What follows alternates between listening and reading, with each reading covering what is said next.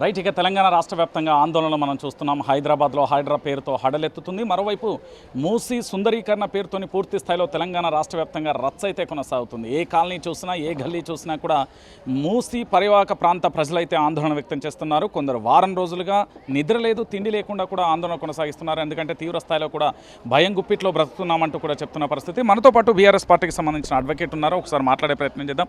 ఎలా చూడొచ్చు మేడం, అసలు ఇక్కడ పేద ప్రజల జీవితాలతోని ప్రభుత్వం అయితే ఆట ఆడుకుంటుంది.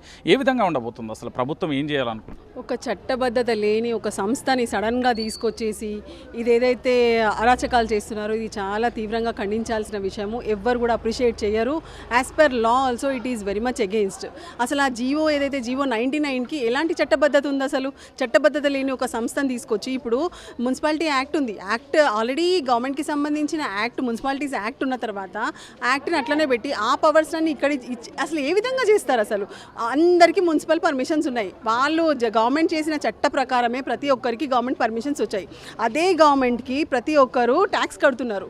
ఓకే, ట్యాక్స్ కట్టి రెగ్యులరైజేషన్స్, ఈవెన్ బీఆర్ఎస్ స్కీమ్ కింద రెగ్యులరైజేషన్స్ కూడా అయినాయి చాలామందివి. అవన్నీ వదిలిపెట్టి సడన్గా ఒక ఫైన్ డే ఒక జీవో తీసుకొచ్చి ఆ జీవో ద్వారా నేనే సుప్రీమో అనుకుంటూ ఇంతమంది, అసలు ఎంతమంది ఉసురు పోసుకుంటున్నారు చూడండి. అసలు వాళ్ళ ఆర్తనాదాలు కానీ వాళ్ళ ఏడుపులు కానీ చూడలేకపోతున్నాం. ఇప్పుడు అక్కడ మీటింగ్ జరిగింది ఇందాక, ప్రతి ఒక్కరు కళ్ళల్లో నీళ్లు లేని మహిళ అంటూ లేరు అసలు. అంటే వాళ్ళు ఇదంతా వాళ్ళ డ్రీమ్ హౌసెస్. వాళ్ళు ఎంతో కష్టపడి ఎన్నో సంవత్సరాల నుంచి 20 సంవత్సరాలు, 30 సంవత్సరాలు, 40 సంవత్సరాల నుంచి ఆల్మోస్ట్ ఇక్కడే ఉన్నారు. ఇక్కడ ఎప్పుడు కూడా నీళ్ళు ఎఫెక్ట్ కాలేదు. ఓకే, నీళ్ళు వచ్చేసి వెళ్ళిపోవాల్సిన అవసరం. ఇప్పుడు సుందరీకరణ చేయాలి అనుకొని ఒకవేళ ప్రభుత్వం అనుకుంటే చాలా ఉంది మూసీ రివర్ బెడ్. యాక్చువల్గా ఆ మూసీ రివర్ని ఉన్నదాన్ని క్లీన్ చేసి ముందు దాన్ని ఏదైతే ఉందో సైడ్ వాల్స్ కట్టి సుందరీకరణ అట్లా కూడా చేయొచ్చు. అంతేగాని వీళ్ళ జీవితాల మీద నేను గార్డెన్ చేస్తానడం అయితే చాలా అన్యాయము.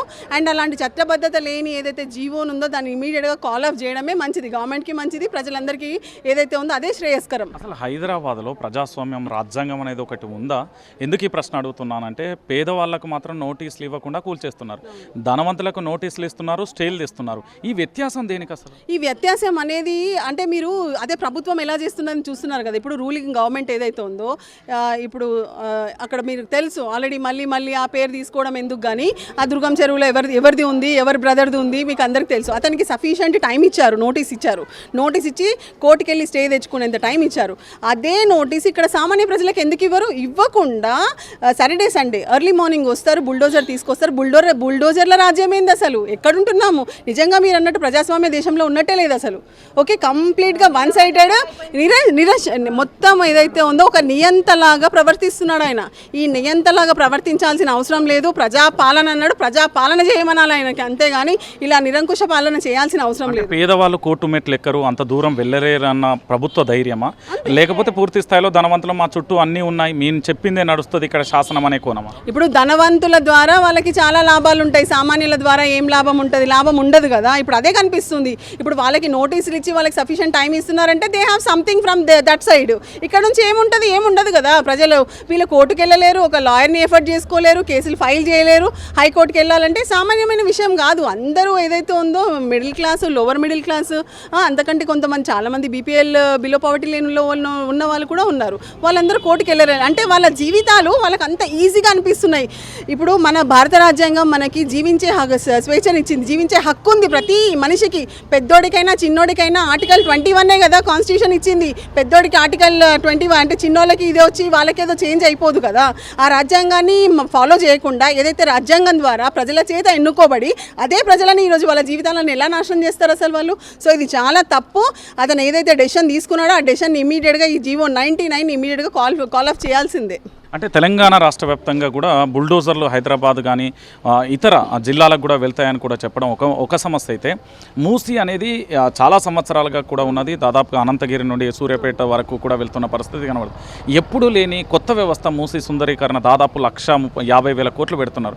నిజంగా అంత ఖర్చు అవుతుందా? గత ప్రభుత్వం కేవలం 16,000 కోట్లు మాత్రమే పెట్టింది. ఇందులో స్కామ్ ఉండే అవకాశాలు ఉంటాయా? నేచురల్ ఇప్పుడు మూసీ సుందరీకరణకి లాస్ట్ గవర్నమెంట్ 16,000 crores చెప్పిన దాన్ని 1,50,000 కోట్లు ఎట్లా పెరిగిపోయింది అసలు? అంటే దీని వెనుక ఏముంది అసలు క్లియర్గా తెలిసిపోతుంది కదా. ఇప్పుడు పాత గవర్నమెంట్ ఒక మంచి ఏమంటారు ఒక బడ్జెట్ తీసుకొని ఒక కొటేషన్స్ వాట్ ఎవర్ 16,000 ఎక్కడ 1.5 lakh crores ఎక్కడ, మీరు జస్ట్ ఆ డిఫరెన్స్ చూస్తుంటేనే మనకు క్లియర్గా అర్థమైపోతుంది.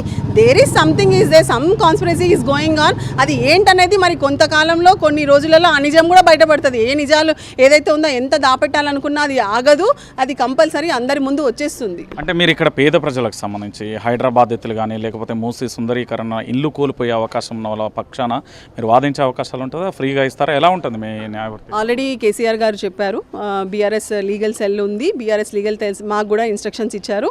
ఎవరైతే బాధితులు ఉన్నారో ఈ బాధితులందరి తరఫు నుంచి కూడా బీఆర్ఎస్ లీగల్ సెల్ తరఫు నుంచి ఫ్రీ సర్వీస్ మేము ఏదైతే ఉందో ఎవ్వరికి కూడా ఎలాంటి డబ్బులు ఖర్చు అవ్వవు. అది అంత బాధ్యత పార్టీని అధిష్టానమే తీసుకుంటుంది. మీరు నిన్న కూడా ఆల్రెడీ హరీష్ రావు గారు, సబితా ఇంద్రారెడ్డి గారు, ఆల్రెడీ అంతకుముందు కేటీఆర్ గారు కూడా చెప్పారు ఏదైతే ఉందో మీరు భయపడాల్సిన అవసరం లేదు, మా న్యాయ విభాగం ఉంది, మా న్యాయ విభాగం లీగల్ సెల్ చూసుకుంటుంది అన్నారు. సో దానికి మేమందరం కట్టుబడి ఉన్నాము. మేము తప్పకుండా మా లీగల్ సెల్ తరఫు నుంచి ఏదైతే ఉందో ఫ్రీ సర్వీస్ చేస్తాము. అందరి తరఫు నుంచి కోర్టులో కేసు వేస్తాము. తప్పకుండా వాళ్ళకి కోర్టు నుంచి మేము రిలీఫ్ ఇప్పిస్తాము. అంటే ఏ విధంగా అప్రోచ్ కావాలి మిమ్మల్ని కలవడం ఎలా? అసలు ఏదైనా ఆఫీస్ ఉందా? ఎందుకంటే చాలామంది ప్రజలలో ఉన్న ఒక అనుమానం, ఎందుకంటే మూసీ సుందరీకరణ పరిసర ప్రాంతాలలో ఉండే ప్రజలు మేము అడ్వకేట్లను ఉన్నారు, వాళ్ళని ఏ విధంగా కలవాలంటే ఏంటి మీకు మీ ప్రాసెస్? అంటే మాది ఏదైతే ఉందో BRS legal cell office main ఏదైతే బీఆర్ఎస్ భవన్ ఉందో దాంట్లోనే లీగల్ న్యాయ విభాగం ఉంది. సో అక్కడికి ప్రతి ఒక్కరు ఎవరైతే బాధితులు ఉన్నారో హైదరాబాదితులు వాళ్ళ డాక్యుమెంట్స్ అన్ని జిరాక్స్ కాపీస్ ఆఫ్ సెట్స్, వాళ్ళ డాక్యుమెంట్స్, వాళ్ళ లింక్ డాక్యుమెంట్స్, వాళ్ళ సేల్ డీడ్, వాళ్ళు కట్టిన ట్యాక్స్ రెసిప్ట్స్ కానీ ప్లస్ వాళ్ళకి సంబంధించిన ఏదైనా రెగ్యులరైజేషన్స్ ఉన్నా, పర్మిషన్స్ ఉన్నా, కన్వర్షన్స్ ఉన్నా, everything in respect of their title perfection what ever documents they have, వాళ్ళందరూ ఆ డాక్యుమెంట్స్ తీసుకొని బీఆర్ఎస్ భవన్కి మార్నింగ్ 10 to ఈవినింగ్ 5 లోపల వాళ్ళు అప్రోచ్ కావచ్చు. రైట్, ఇక మొత్తంగా చూసారు కదా బీఆర్ఎస్ పార్టీకి సంబంధించిన లీగల్ సెల్ అయితే ఇటు హైదరాబాదితులకు కానీ దాంతోపాటు మూసీ సుందరీకరణకు సంబంధించి ఎవరెవరైతే ఇండ్లు కోల్పోతామనే భయంతో ఉన్నారో వాళ్ళందరూ కూడా ఆ బీఆర్ఎస్ భవన్కు సంబంధించి అందులో ఉదయం 10 గంటల నుంచి సాయంత్రం 5 గంటల వరకు కూడా న్యాయవాదులు కూడా అందుబాటులో ఉంటానని చెప్తున్నారు. మొత్తానికి రేవంత్ ప్రభుత్వం ప్రజలను పీడిస్తుంది. మార్పు అంటే జీవితాలను నాశనం చేసే మార్పా ఏంటి అనేది కూడా ప్రజలైతే తీవ్ర ఆగ్రహాలు అయితే వ్యక్తం చేస్తున్న పరిస్థితి కనబడుతుంది.